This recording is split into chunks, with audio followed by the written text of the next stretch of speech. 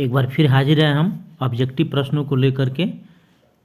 पाठ है समांतर श्रेणी अर्थमेटिक प्रोग्रेशन। इसमें कुल 60 ऑब्जेक्टिव प्रश्न हैं जो बिहार बोर्ड की परीक्षा की दृष्टि से बहुत ही महत्वपूर्ण है। मैं विद्यार्थियों से ये आग्रह करूँगा कि आप इस वीडियो को पूरा देखिए और इस प्रश्न को पूरा देखिए, और निश्चित ही आपको इसमें से वैसे प्रश्न मिलेंगे जो बहुत क्वेश्चन जो ऐसे हैं जो हर बार एग्जाम में पूछे जाते हैं। पहला प्रश्न है कि निम्नलिखित में से कौन समांतर श्रेणी में है। तो मैंने पिछले वीडियो में बताया था कि कैसे हम वेरीफाई करेंगे कि कौन समांतर श्रेणी में है।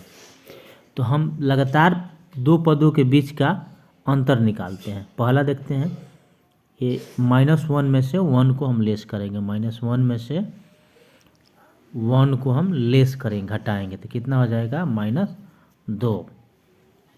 फिर हम दूसरा देखते हैं, -3 में से -1 को लेस करते हैं, -3 में से -1 को लेस करेंगे, तो -3 माइनस प्लस 1, 3 -3 प्लस 1 हो जाएगा -2, यानी कि ये भी -2 ये भी -2 बराबर आ रहा है। फिर -5 में से हम -3 को लेस करेंगे, वो भी -2 आएगा। इस प्रकार से पहला जो है वही समांतर श्रेणी में होगा। आगे बढ़ते हैं दूसरे प्रश्न पे। दूसरा प्रश्न है, निम्नलिखित में कौन एपी में। फिर वही प्रश्न है कि कौन सा एपी में है, समांतर श्रेणी में है। पहला में देखिए 2 के बाद 4 है, 2 का अंतर है। फिर 4 के बाद 8 है, 4 का अंतर है। 8 के बाद 16 है, तो फिर 8 का अंतर है। तो इस प्रकार पहला नहीं है। दूसरा देखिए 1 के बाद 3 है, 2 का अंतर है। 3 के बाद 9 है, 6 का अंतर है। 9 के बाद 27 है, 18 का अंतर, ये भी नहीं है। सी को देखते हैं, सी में है ए स्क्वायर ए क्यूब A4, तो पावर में बढ़ता रहेगा तो नहीं होगा। यदि ये ऐसा रहता A 2A 3A 4A तो यह AP में होता है, लेकिन power A cube A4 A square ऐसे होगा तो ये AP में नहीं होगा।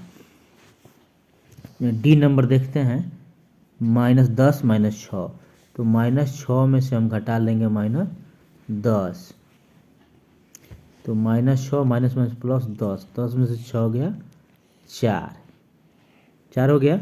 फिर अगला देखते हैं, -2 में से हम घटा देंगे -6 को, -2 माइनस प्लस 6, 6 में से 2 गया 4, ये भी 4 आ रहा है। इस प्रकार जो है डी नंबर इसका आंसर होगा, दूसरा का डी। तीसरा प्रश्न है, निम्नलिखित में से कौन समांतर श्रेणी में। इसमें भी पहचानना है कि कौन एपी में है। तो इसमें भी हम लगातार निकालेंगे तो पता चलेगा कि सी नंबर जो है एपी में है। सी नंबर नहीं एपी में आ रहा है। 4 के बाद 8 हो गया, 4 का अंतर, 8 के बाद 10 हो गया, नहीं है। 2 4, ये ए नंबर जो है यही एपी में, 2 2 बढ़ रहा है, तो ए नंबर ही एपी में है। बी नंबर भी एपी में लग रहा है, 3 है, 6 9 12 15 18, एपी में नहीं है। प्रश्न है कि हम मिस्टेक कर दिए पढ़ने में। प्रश्न ये है कि निम्नलिखित में से कौन समांतर श्रेणी में नहीं है, नहीं पहचानना है। तो सी नंबर जो है एपी में नहीं है, बाकी सारे एपी में है।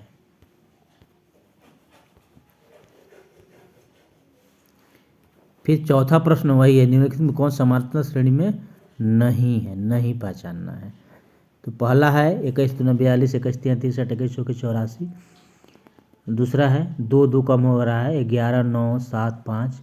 तीसरा है 5 7 9 11, 2 2 बढ़ रहा है। और डी जो है 0.3 0.33 0.333, ये जो है डी नंबर जो है एपी में नहीं है, इसलिए इसका आंसर होगा डी। बढ़ते हैं 5वें प्रश्न पे। इसका सारवांतर कितना है। तो 4 में कितना जोड़ेंगे, 9 आएगा, तो इसको 9 में से हम 4 माइनस कर लेंगे 5। इस प्रकार इसका सारवांतर है 5, 5 का डी हो जाएगा। 6 में आते हैं, ये एपी में है तो इसका पदांतर कॉमन डिफरेंस बताना है। तो रूट 2 है, रूट 8 को हम लिख सकते हैं 2√2, रूट 18 को हम लिख सकते हैं 3√2। तो इस प्रकार ये रूट 2 है, 2 रूट 2 है, ये 3 ठो रूट 2 है, यानी कि एक एक रूट 2 की वृद्धि हो रही है। इस पर इसका कॉमन डिफरेंस रूट 2 होगा।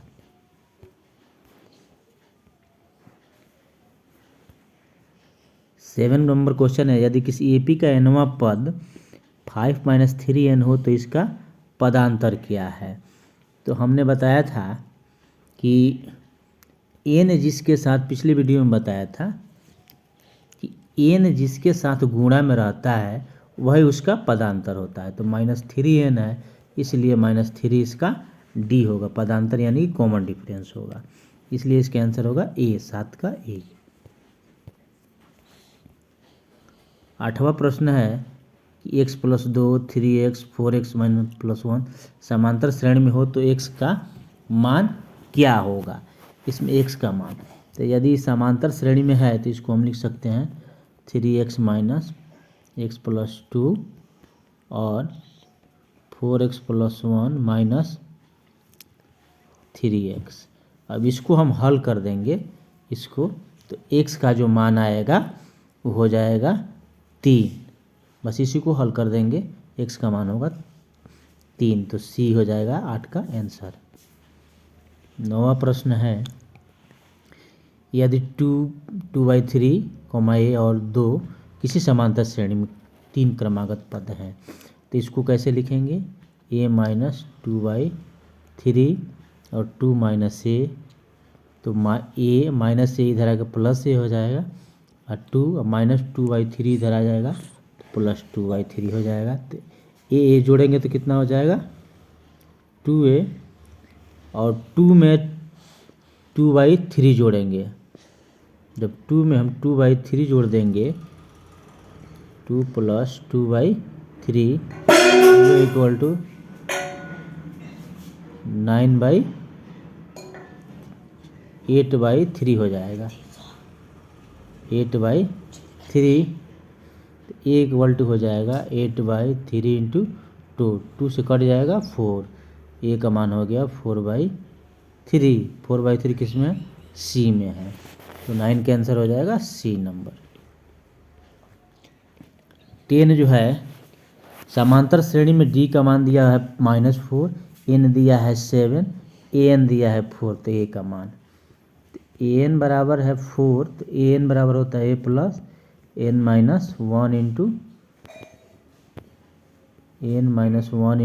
d = 4। इसमें a के जगह पर हम भर देंगे, a का मान नहीं दिया है, a + 7 - 1 × d के जगह भर देंगे, -4 = 4, तो 7 में से 1 घट जाएगा 6, 6 × 4 = 24, a + -24 = 4, तो a बराबर हो जाएगा 4, अब -24 इधर आकर +24, 24 4 कितना हो जाएगा 28, तो 10 का आंसर हो जाएगा D, 10 का D। 11 प्रश्न है, समांतर श्रेणी में यदि a बराबर 3.5, d बराबर 0, n बराबर 101, तो an का मान निकालें। तो an बराबर होता है a + यानी कि 3.5 + n - 1 यानी कि 101 - 1 × d, d है 0, तो 3.5 इसमें 0 से गुणा करेंगे तो 0 ही हो जाएगा, इसका मतलब कि 3.5 ही होगा, तो इसका आंसर हो जाएगा 11 का B। 12 में है कि AP 10, 7, 4 ... का 30वां पद है, तो A आपको 7 है, A है 10, D हो जाएगा 7, 10, 7, 4, यानी कि 3 कम हो रहा है, इसलिए -3 हो जाएगा D, n हो गया 30, तो 30वां पद निकालना है, तो 30वां पद के लिए हम लिख सकते हैं a + 29d, a है 10 + 29d का मान है -3, तो 10 - 87, 10 में से 87 घटेगा तो -77 हो जाएगा।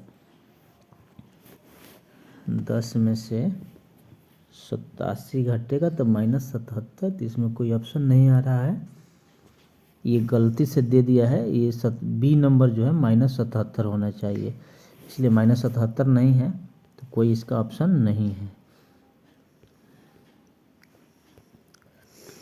AP -3 -1/2 कमा 2 का 11वां पद, तो ये हो गया -3, डी निकाल देंगे हम, -1/2 में से -3 माइनस करेंगे तो -1/2 + 3 यानी कि 3 दूना 6/3, तो 6 में से गया 5/3, डी का मान हो जाएगा 5/3। तो 11वां पद के लिए हम लिख सकते हैं A + 9D, तो A है -3 9 और डी का मान था 5/2, 2 से तो नहीं कटेगा।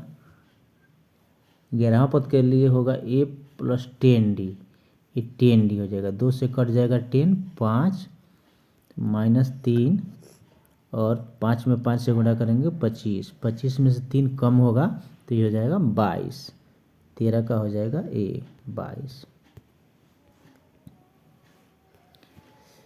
14 है, समांतर श्रेणी के प्रथम 2 पद -3 तथा -4 है, तो श्रेणी का 21वां पद, प्रथम 2 पद यानी कि A है 3, A2 है 4, तो A2 को हम लिख सकते हैं A + D = 4, एक जगह पर भर देंगे -3 + D = 4, इसलिए D = 4 + 3, -3 आके प्लस हो जाएगा, 4 3 7, D हो गया 7। तो 21वां पद के लिए लिख सकते हैं A + 20D,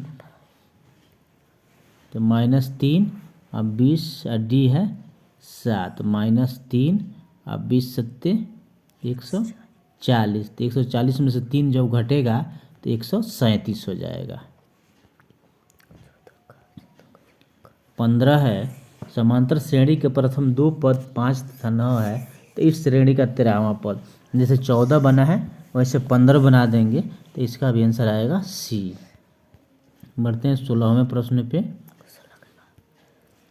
AP 3 8 13 18 का कौन सा पद 78 है, तो AN हम मान लेते हैं 78 है, AN बराबर होता है A + n - 1 × D = 78, एक जगह पर भर देंगे 3, N नहीं पता है, n - 1, D पता है, 5 5 बढ़ रहा है, = 78, 78 में से 3 घट जाएगा, तो n - 1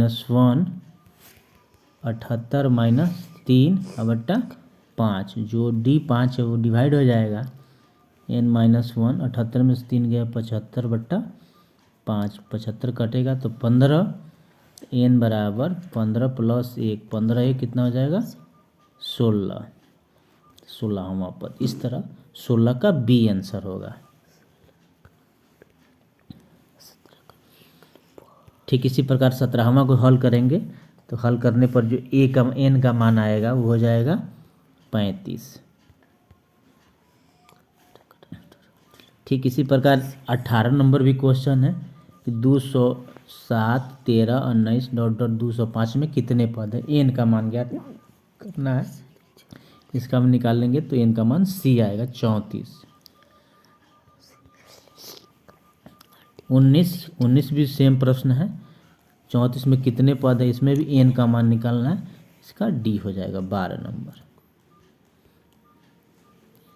20वां प्रश्न है, एक समांतर श्रेणी इतना 49 के अंतिम पद से चौथा पद क्या है, अंतिम से चौथा पद, तो अंतिम से चौथा पद यानी कि पहला है, जब अंतिम से चलेंगे तो A हो जाएगा 49 49, और जो D इसका है, D के लिए जब हम प्रथम से चलते हैं शुरू से तो 8 में से -11 घटाएंगे, -8 से -11, लेकिन जब अंतिम से कह रहा है तो -11 से हम -8 ही घटा लेंगे, -11 + 8 यानी -3, -3 कम होगा तो डी का मान हो गया -3, ए हो गया 49, डी हो गया -3।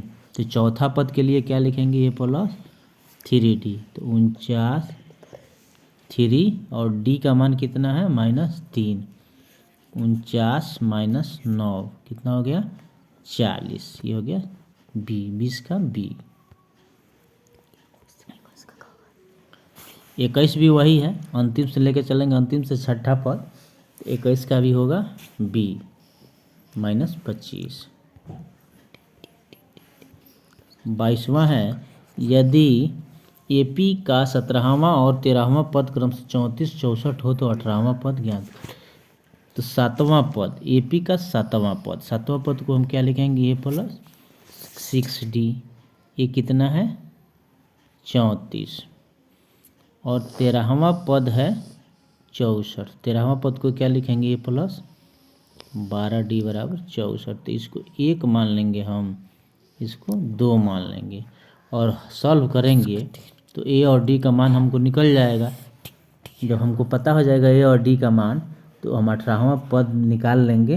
तो 18वें पद का जो मान होगा वो हो जाएगा 89। एपी का छठा और 12वां पद 13 और 25 है तो इसका 20वां पद। ठीक उसी प्रकार हम 2 इक्वेशन बना लेंगे, 2 इक्वेशन बना करके तब सॉल्व करेंगे। तो 20वां पद जो है 23 नंबर प्रश्न का, इसका आंसर आएगा बी 41 23 का। 24 में देखते हैं, यदि 2 संख्या ए और बी का माध्य ए हो तो ए बराबर होता है, तो ए प्लस बी बाई 2 होता है, बी नंबर आंसर हो जाएगा 24 का। यदि ए बी सी समांतर श्रेणी में हो तो बी बराबर होता है, तो बी बराबर होता है ए प्लस बी बाई 2।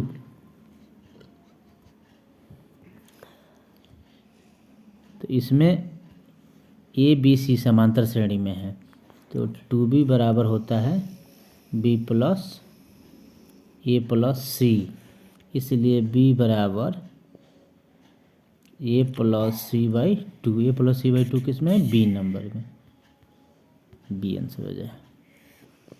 25 में देखते हैं, किसी एपी के पहले और दूसरे पदों का अंतर कहलाता है सारवंतर। 26 का ये। 27वां, सारवंतर क्या होता है। सारवंतर धनात्मक भी हो सकता है, ऋणात्मक भी हो सकता है, शून्य भी हो सकता है। इनमें से कोई एपी, किसी एपी का सारवंतर, कोई ज़रूरी नहीं है कि धनात्मक ही हो, ऋणात्मक हो, शून्य हो। इसमें धनात्मक भी हो सकता है, ऋणात्मक भी हो सकता है, शून्य भी हो सकता है। इसलिए डी आंसर होगा, इनमें से कोई नहीं। आते हैं 28 पर। किसी समांतर श्रेणी में 2 क्रमिक पदों का अंतर क्या कहलाता है, सारवंतर। 28 का, पदों का डॉट डॉट बराबर होता है तो अंतर के बराबर होता है, तो अंतर होगा बी। यदि समांतर श्रेणी का nवां पद Tn द्वारा सूचित हो तो Tn माइनस Tn माइनस 1 क्या सूचित करता है, तो ये सारवंतर को सूचित करता है। 29 का बी। यदि किसी अनुक्रम के पद किसी नियम के तहत लिखे जाते हों तो उसे श्रेणी कहते हैं। 30 का ए। यदि किसी एपी में प्रथम पद ए, सारवंतर डी, अंतिम पद एल तथा अंतिम पदों की संख्या एन हो तो इसके लिए जो फार्मूला है वो होता है एल बराबर A plus N minus 1 into D. A number हो जाएगा। 32 है कि समांतर श्रेणी 21, 18, 15 डॉट डॉट का कौन सा पद शून्य होगा। तो ए है 21 और डी है 3 कम हो रहा है, इसलिए डी -3 होगा। कौन सा पद शून्य होगा, तो हम मान लेते हैं कि एन जो है 0 होगा। तो एन बराबर क्या लिखेंगे हम, A plus N minus 1 into D. A plus N नहीं पता, एन माइनस 1 इंटू डी -3 बराबर 0। एन माइनस 1 बराबर -21। ये जो +21 है इधर आके 21 हो जाएगा। -3 जो आके डिवाइड हो जाएगा, 3 सत्ते 21। तो n बराबर 7, ये जो -1 इधर आकर +7 1 8 हो जाएगा। इसलिए 8वां पद जो है वो हो जाएगा, तो इसलिए बी आंसर होगा। 33 AP -11 -8 -5 डॉट डॉट का प्रथम धनात्मक पद निम्नलिखित में से कौन सा होगा? प्रथम धनात्मक पद निम्नलिखित में से कौन सा होगा? ए हो गया -11, डी हो गया, डी निकाल लेते हैं, -8 में से हम घटा लेंगे -11, -8 + 11, 11 में से 8 गया, 11 में से 8 गया 3, डी हो गया 3, प्लस में 3 आ रहा है, माइनस में नहीं आ रहा है, प्लस में 3 आ रहा है। तो अगर हम -5 में 3 करेंगे तो -2 में फिर 3 करेंगे तो 1 आएगा। तो इस प्रकार 33 का जो आंसर है ए हो जाएगा। 34 में देख लेते हैं, यदि कि समांतर श्रेणी पीवा पद Q एवं क्यूवा पद P हो तो आरवा पद कौन होगा? इसको हल करेंगे, लंबा प्रश्न है, हल करेंगे तो इसका जो मान है वो आएगा P + Q - R। 35 है, यदि समांतर श्रेणी के प्रथम द्वितीय एवं अंतिम पद क्रम से A B और C हो तो पदों की संख्या कितनी होगी? तो ये फार्मूला है, इसका डायरेक्ट निकाल देंगे तो ए हो जाएगा 35 का। 3 अंकों वाली कितनी संख्याएं 7 से विभाज्य है? 3 अंकों वाली 3 अंकों की संख्या कहाँ से शुरू होती है? 100 से शुरू होती है और 999 पर ख़त्म होती है। तो 3 अंकों की जो छोटी संख्या 100 है वो 7 से विभाज्य नहीं है। तो 3 अंकों की सबसे छोटी कौन सी संख्या है जो 7 से विभाज्य है? तो 105 है। फिर इसमें हम 7 प्लस करेंगे तो 112, फिर 119 डॉट डॉट, तो लास्ट में कौन सा होगा? इसी तरह हम सीरीज बना लेंगे। तो लास्ट वाली संख्या क्या हो जाएगी? जो 1000 है उसमें हम 7 से यदि भाग करेंगे तो 7 एकम 7, 3 0 7 चौक 28, 2 0 7 2 14, 6 जो बच रहा है तो 1000 में से 6 माइनस करेंगे तो 994, यानी कि जो सीरीज होगा 105 112 डॉट डॉट 994। अब ये सीरीज हो गया। अब इसी से हम n का मान निकाल लेंगे। तो n का मान निकालेंगे तो इसका आंसर जो हो जाएगा 128। फिर 37 प्रश्न, 101 और 999 के बीच कितनी सम संख्या है? तो सीरीज हम कैसे पहचानेंगे? सम संख्या इसके बीच में, तो 102 हो जाएगा, 104 हो जाएगा डॉट डॉट 998 हो जाएगा। तो 900 जब 98 अंतिम पद हो जाएगा तो ए हो जाएगा ए और डी हो जाएगा 2, तो आई हो जाएगा एन। इस प्रकार हम फार्मूला लिख करके मान भर देंगे और हल करेंगे तो इसका आंसर आएगा सी।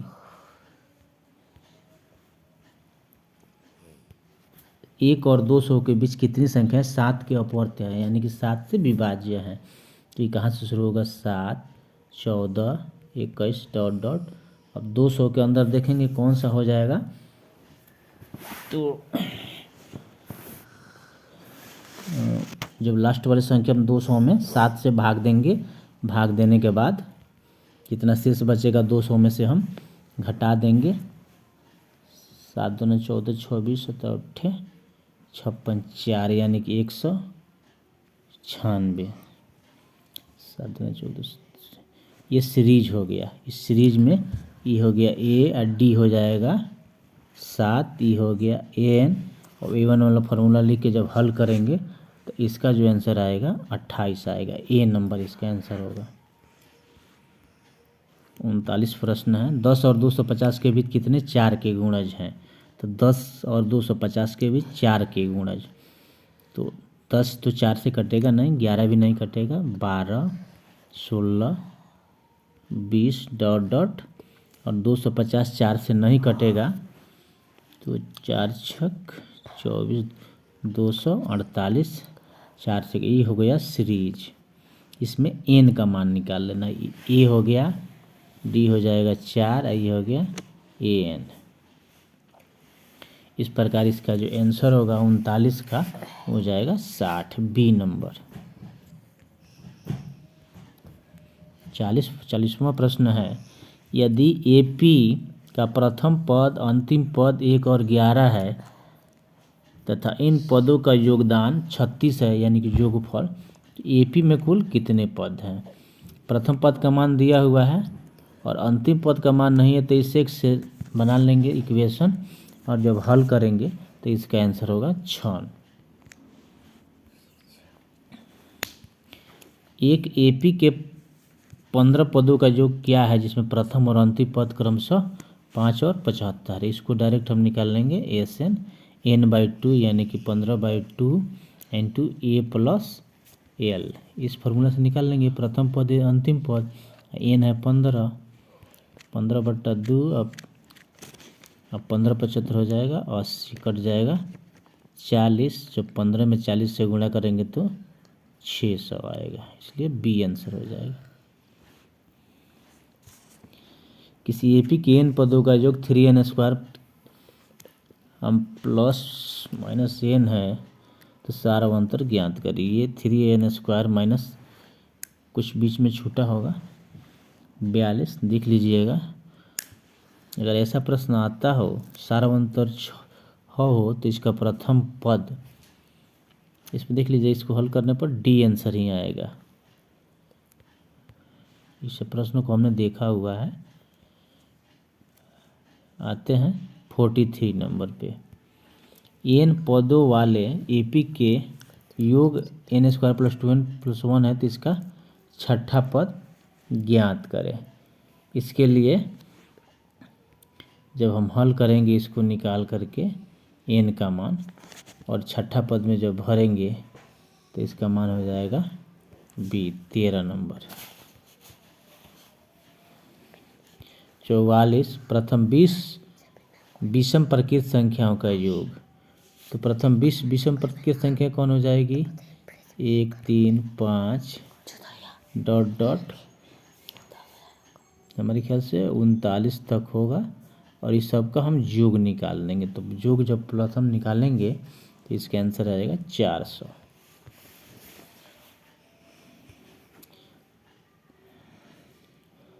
प्रथम 20 सम प्रकृत संख्याओं का योग, ये भी इस तरह निकलेगा, 2 4 6 ... 40 तक। इस सब का योग निकालेंगे तो इसका जो आंसर आएगा वो होगा 420। 2 अंकों की सभी विषम संख्याओं का योग। अब 2 अंकों की सभी विषम संख्याओं, तो इसका सीरीज क्या बनेगा? 11 से शुरू होगा, 2 अंकों की सभी, 11 13 15 ... कहाँ तक? 99 तक। तो इस सब का हम योग निकाल देंगे तो कितना हो जाएगा? सी, यानी कि 2475, सी तक, सी आंसर होगा। 47 प्रश्न नहीं दिया हुआ है, 48 एक के बार दिया हुआ है। 1 और 500 के बीच 3 के अपवर्त संख्याओं का योग। तो 1 और 500 के बीच, यानी कि 3 6 9 ... और 500 के नीचे की संख्या जो है कौन जो है कट जाएगी। 3 से जब कटाएंगे 500 को तो सूरत 48, दो जो शेष बचेगा वो घटा देंगे तो 448 होगा।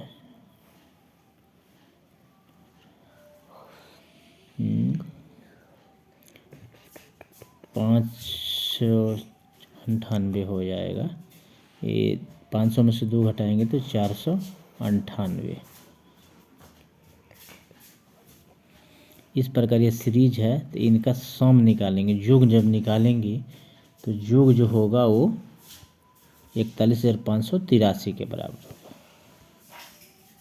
प्रथम 20 प्रकृत संख्याओं का योग। तो इसका सीरीज कैसे बनाएंगे? 1 2 3 प्रकृत संख्या, सम विषम नहीं कहा है, 20 तक। अब सब इसको हम जोड़ देंगे सब निकाल देंगे तो इसका जो कितना होगा 210। समांतर श्रेणी इतना के प्रथम 24 पदों का योग। ए हो जाएगा 5, डी हो जाएगा 5 में कितना जोड़ेंगे 8 आएगा 3, प्लस में 3 हो जाएगा, एन हो जाएगा 24। तो इसके बाद एस एन निकाल लेना है। एस एन का फॉर्मूला लगा करके निकाल लेंगे तो इसका जो आंसर होगा वो आएगा 948 के बराबर, बी नंबर 51। समांतर श्रेणी 2, 7, 12 डॉट डॉट के 10 पदों का योग। तो इसमें भी ए हो जाएगा 2, डी हो जाएगा 5, चूँकि 5 5 बढ़ रहा है, एन हो जाएगा 10। तो एस एन निकाल देंगे और जब एस एन निकालेंगे तो इसके आंसर हो जाएगा 245, सी नंबर। 52वां प्रश्न है कि 6 से 36 योग प्राप्त करने के लिए इतने कितने पद लेंगे। तो ए हो जाएगा 9, डी हो जाएगा 9 में कितना जोड़ेंगे कि 17 में से 9 हो जाएगा 8, डी हो जाएगा 8, एस एन हो जाएगा 636। और एस एन का फॉर्मूला एक तरफ लगा देंगे, एक तरफ 6 से 36 लिख देंगे, ए और डी का मान भर देंगे तो एन का मान निकल जाएगा और जो एन का मान होगा वो 12 आएगा। 53 513 प्राप्त करने के लिए AP 54, 51, 48 के कितने पद लेने होंगे। उसी तरह है, ए का मान है 54, डी हो जाएगा 51 में से 54 जब घटाएंगे तो -3, चूँकि कम हो रहा है तो माइनस में हो जाएगा। एस एन है 513, एक तरफ एस एन का फॉर्मूला लिख देंगे, उसमें ए और डी का मान भर देंगे तो एन का मान जो है वो आएगा बी और सी 18 19 2 आएगा, इसलिए इसका आंसर होगा डी, इसलिए इसका आंसर डी होगा। 54वां प्रश्न है यदि समांतर श्रेणी के nवां पद 2n + 5 हो तो प्रथम 20 पदों का योग। ये nवां पद है, इसमें 1 रखेंगे तो पहला पद होगा, 2 रखेंगे तो दूसरा पद होगा, 3 रखेंगे तो तीसरा पद होगा। इस तरह 20 पदों का योग है, जब हम ज्ञात करेंगे तो इसके आंसर आएगा 520। 55वां प्रश्न है यदि किसी एपी का nवां पद 7 - 3n है तो उसके प्रथम 25 पदों का योग क्या होगा। तो इस तरह nवां पद tn हो गया, an हो गया 7 - 3n, इस तरह 1 रखेंगे, 2 रखेंगे, 3 रखेंगे, लास्ट में 25 रख लेंगे तो इसका जो सीरीज बनेगा और उसको जो जोड़ेंगे तो इसका आंसर आएगा -800। 55 का बी। यह है 56वां प्रश्न यदि एपी के पी पदों का जोगफल क्यू है, क्यू पदों का जोगफल पी है तो पी प्लस क्यू पदों का योग कितना होगा। तो ये हो जाएगा -p + q। ये थोड़ा लंबा है, इसको हल कर कीजिएगा, एनसीईआरटी के बुक में है। तो इसका आंसर आएगा -p + q, इसका आंसर होगा डी। 57वां प्रश्न यदि किसी एपी के प्रथम p पदों का जोगफल q, प्रथम p पदों का जोगफल उसके q पदों के योग के बराबर है तो उसके p + q पदों का योग, ये भी एनसीईआरटी के बुक में दिया हुआ है, और जब इसको हल करेंगे तो इसके आंसर 0 आएगा। तो इस 57 का आंसर होगा ए। 58वां प्रश्न है यह समांतर श्रेणी में प्रारंभ और अंत से बराबर दूरी पर के पदों का योग बराबर होता है तो किसके बराबर होता है। प्रथम और अंतिम पदों का योग के बराबर होता है, तो इसका आंसर होगा डी। 59 नंबर प्रश्न है दो समांतर श्रेणी के n पदों का योगफल 3n + 8 अनुपात 7n + 15 के अनुपात में है तो उसके 12वें पदों का अनुपात क्या होगा। तो उसके 12वें पदों का जो अनुपात है जब हल करेंगे तो 3:7 होगा। 12 रख के हल कर देंगे, आ जाएगा n की जगह पर। अब आते हैं अंतिम प्रश्न पे। अंतिम प्रश्न है कि यदि 3 + 5 + 7 + डॉट n पदों तक बट्टा 5 + 8 + 11 + 10 पदों तक बराबर 7 तो n का मान है। इसको ऊपर वाला हल करेंगे, नीचे वाला हल करके मान भर के हल करेंगे तो n का मान जो है वो आएगा 35।